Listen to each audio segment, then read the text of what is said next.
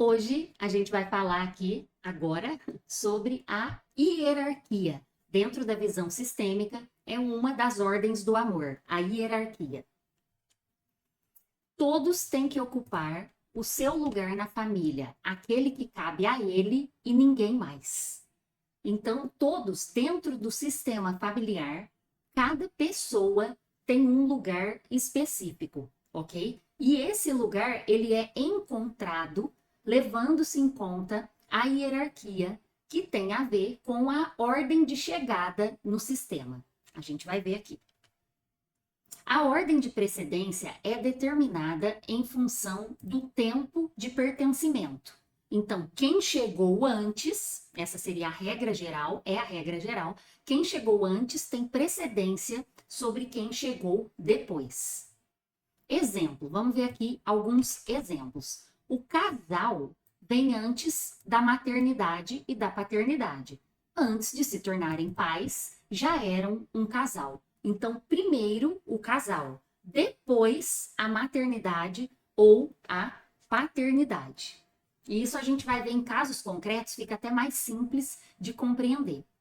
Pais vêm antes dos filhos. Pais são grandes, filhos são pequenos. Chegaram primeiro no sistema. O primogênito, ou seja, o primeiro filho que nasceu, vem antes do segundo e assim por diante. Então, primeiro irmão, segundo, terceiro, quarto, na ordem dos irmãos, você sabe qual é o seu lugar? Sua mãe ou seu pai, se você tem meio-irmãos também, na ordem de nascimento dos filhos, perderam algum filho? Ou teve algum aborto? Tudo isso conta para você achar o seu lugar ali na ordem dos irmãos. Olha que interessante isso aqui. Atenção, o inverso somente se dá em sistemas fechados. Eu já vou explicar. A nova família constituída tem precedência. Deixa eu colocar isso aqui tudo junto que fica mais fácil. A nova família constituída tem precedência sobre a família de origem, mas somente quando há pelo menos um filho. O que é isso? Considerando a hierarquia, pais chegaram primeiro no sistema do que seus filhos. O irmão mais velho chegou primeiro do que o segundo, que chegou primeiro que o terceiro, que chegou primeiro que o quarto irmão, por exemplo. Porém, quando a gente considera sistemas fechados, ou seja, a família de origem, a família aqui, pai, mãe, filho. A mãe aqui e o pai se divorciaram, ou brigaram, ou alguém teve um relacionamento com outra pessoa aqui, vamos supor, a mãe ou o pai, e desse novo relacionamento nasceu um filho. Esse sistema aqui terá precedência em relação ao sistema passado aqui, do qual o pai ou a mãe pertencia.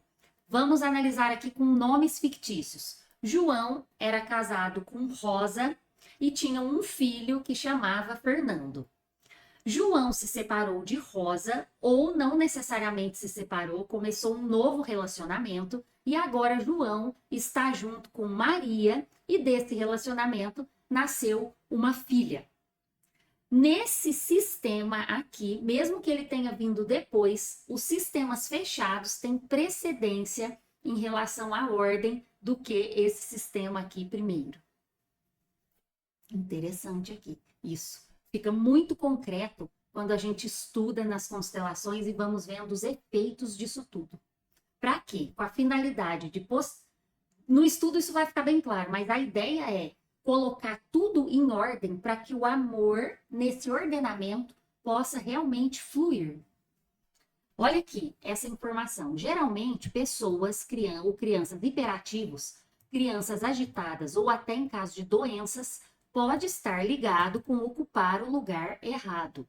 Porém, lembre-se disso aqui. Nas constelações familiares, a gente não deve generalizar. Isso aqui é um estudo que nós estamos fazendo e foi-se observado que sim, existem muitos casos nos quais as crianças que são muito agitadas, isso se dá em razão da quebra da hierarquia. Um filho quer vigiar o pai e tomar conta dele. É até por amor, é uma atitude belíssima se a gente for olhar, mas ela é fora da ordem, porque um filho, a gente vai ver, ele nunca consegue salvar o pai. Bem disruptiva essa informação, mas deixa aí assentando aí no seu coração. O importante é, isso é um estudo, foi se observado, porém, eu sempre falo aqui, nunca generalizar quando a gente está estudando constelações familiares e filosofia sistêmica. Senão a gente pode correr o risco de cair num estudo ou numa solução muito rasa para um tema que é extremamente complexo e profundo. Consequências da violação da ordem de precedência. A violação da ordem de precedência tem consequências drásticas para quem a viola. Essas consequências determinam sobre seu sucesso ou fracasso e muitas vezes sobre a vida e a morte. Isso aqui, gente, é um aspecto teórico que ele fica muito mais palpável quando a gente vê casos concretos. Quando um filho acredita e às vezes e muitas vezes faz isso por amor, quer salvar os seus pais, quer fazer por eles algo na vida. Esse peso é muito grande para um filho, porque a grandeza dos pais perante os filhos é enorme. Eles chegaram primeiro, os pais, o pai e a mãe. Eles têm precedência em relação aos filhos. Então, quando o filho se coloca nesse lugar de salvador, ele com certeza vai fracassar. E ele fracassa na vida própria. Por quê? Porque há aí uma desobediência a essa ordem de pertencimento no sistema. E ele não dá conta. Às vezes pode chegar até morrer. Na constelação familiar, essa violação da ordem de precedência é trazida à tona. E a ordem pode ser restabelecida, criando a condição espiritual necessária para uma vida bem-sucedida. Porém, essa ordem precisa ser assumida pela pessoa. A constelação não substitui a ação. Isso aqui tem muito conteúdo num parágrafo só, viu, gente? Mas quando a gente faz constelação, se você já participou de alguma, você pode ter essa percepção um pouco mais aguçada. Se você ainda não participou de nenhuma, estamos aqui nesse caminho de estudo. O que acontece? Geralmente, numa constelação bem feita, bem conduzida, com responsabilidade, essa desordem, ela vem à tona, ela se mostra. Um filho...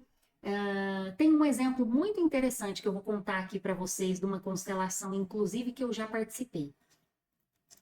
O caso era uma mãe que foi constelar o fato de que o filho dela era muito agitado, muito inquieto e não estava conseguindo absorver, concentrar e vivenciar nada na escola. Era uma criança, não me lembro a idade, 8 anos, por exemplo. Não conseguia e eles já não sabiam mais o que fazer.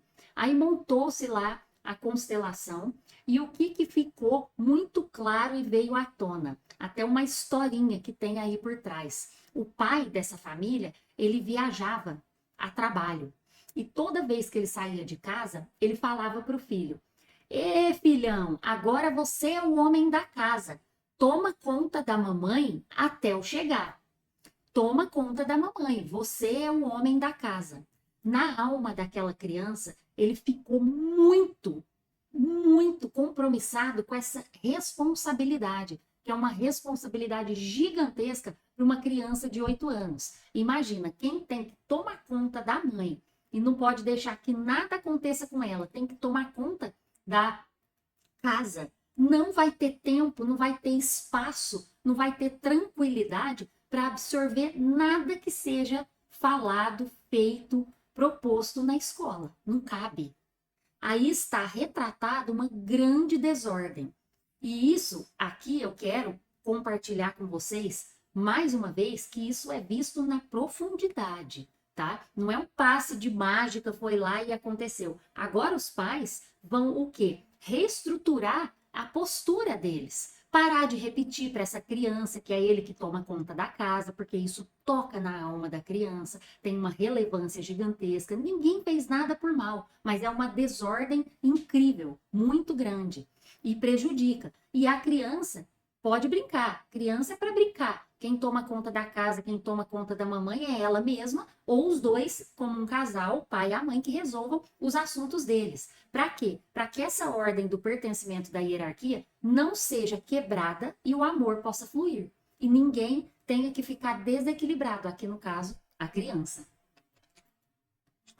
Porém, essa ordem precisa ser assumida pela pessoa, a constelação não substitui a ação. Isso que eu falei. Entendendo a frase antes eu do que você. Isso aqui é uma frase que aparece muito em várias constelações, em várias desordens, principalmente relacionadas com pais e filhos, mãe ou pai e o filho. É uma atitude, isso aqui eu estou falando até de uma maneira muito simples. O interessante é a gente conseguir observar isso na prática das constelações e dos nossos estudos que a gente vai fazendo gradativamente, para a gente ter uma percepção mais assentada dentro dos nossos corações. Mas aqui fica essa partilha teórica para você compreender. Então, compreendendo a frase antes eu do que você. Nos sistemas familiares, pai, mãe e filho, muitas vezes, claro, cada caso é um caso, acontece de que o filho fala pela alma com um intuito genuíno dentro da alma, sincero, uma intenção de salvar o pai, salvar a mãe. Ele fala internamente, antes eu do que você, mamãe. E antes eu o quê? Aí aqui tem alguns exemplos de alguns verbos. Olha aqui, ó. Antes eu adoeço do que você, mamãe. Antes eu morro do que você. Antes eu pago por uma transgressão. Antes eu assumo a sua culpa. Antes eu desapareço. Antes eu me mato do que você. Vou dar um exemplo em relação a adoeço ou morro. Pode ser que tenha um caso em que a mãe tenha perdido um filho. E esse coração da mãe, a alma dela, esse olhar dela, está muito direcionado para esse filho que já morreu.